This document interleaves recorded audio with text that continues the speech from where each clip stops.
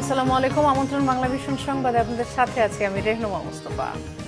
সরকারি চাকরিতে কোটা সংস্কারের দাবিতে মধ্যরাতে উত্তাল ছিল ঢাকা বিশ্ববিদ্যালয়ে। প্রধানমন্ত্রী সংবাদ সম্মেলনের প্রতিক্রিয়ায় গত রাত 10:30টার দিকে হল থেকে বেরিয়ে রাজ্য ভাস্কর্যের সামনে বিক্ষোভ করেন শিক্ষার্থীরা, যা চলতে থাকে রাত 1টা পর্যন্ত। প্রধানমন্ত্রীর বক্তব্যকে বিকৃতির অভিযোগ এনে রাত 12:30টার পর থেকে শাহবাগে অবস্থান নিতে থাকে ছাত্রলীগ, যুবলীগ ও স্বেচ্ছাসেবক লীগ নেতাকর্মীরা। সেখানে যান তথ্য প্রতিমন্ত্রী মোহাম্মদ আলী আরাফাত। প্রধানমন্ত্রীর বক্তব্য বিকৃতির দাবি করে তিনি বলেন, স্বঘোষিত রাজাকারদের দাবি মানা হবে না। শুভ মাহফুজের রিপোর্ট। 24 ঘন্টা আলটিমেটামের মধ্যেই প্রধানমন্ত্রীর বক্তব্যের প্রতিবাদে রাতেই বিক্ষোভ শুরু করে কোটা সংস্কারের দাবিতে আন্দোলনরত শিক্ষার্থীরা।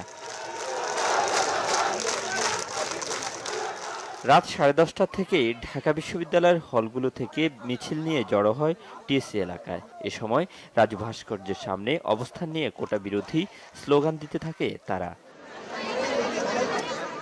অবিলম্বে কোটা সংস্কারের দাবি মানার আলটিমেটাম দিয়ে রাত 1টার পর হলে ফিরে যায় শিক্ষার্থীরা। তিনি মুক্তিযোদ্ধা কোটাধারী যারা রয়েছেন তারা বাদে বাকি যারা রয়েছেন তিনি সবাইকে ঢালাওভাবে বলেছেন রাজাকার।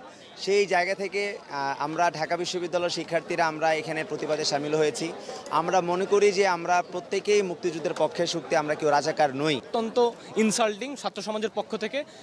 তো সেক্ষেত্রে তিনি যেটা মিন করতে যাচ্ছেন যে শুধুমাত্র যারা মুক্তিযুদ্ধ করেছে তাদের নাতি নাতনিরাই কোটা পাবে, অন্যরা কোটা পাবে না, তার মানে অন্য সবাই রাজাকার। পরোক্ষভাবে তো সেটাই মিন করছে কথাটাই, তাই না? শিক্ষার্থীরা আমরা আজকে রাজপথে নেমে আসতে বাধ্য হলাম কেন? এর মূল কারণটা হলো আমাদেরকে আসলে রাস্তায় নামতে বাধ্য করা হয়েছে।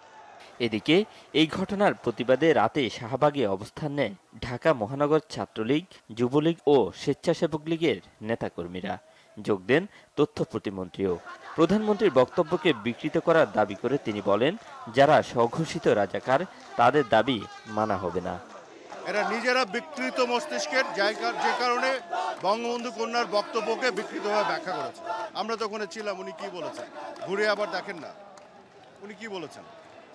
উনি সবাইকে রাজাকার বলেছেন।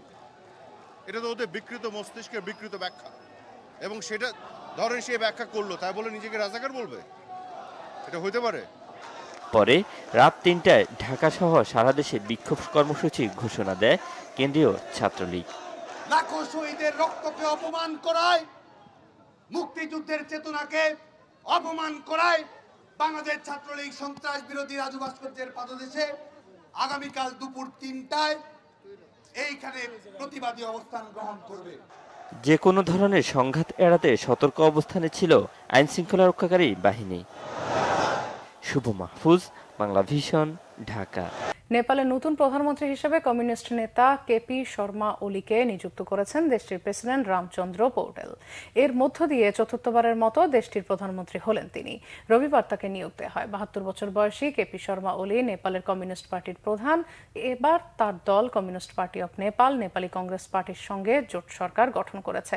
ওলি প্রথম প্রধানমন্ত্রী নির্বাচিত হয়েছিলেন 2015 সালে। এরপর 2018 সালে আবার প্রধানমন্ত্রী নির্বাচিত হন।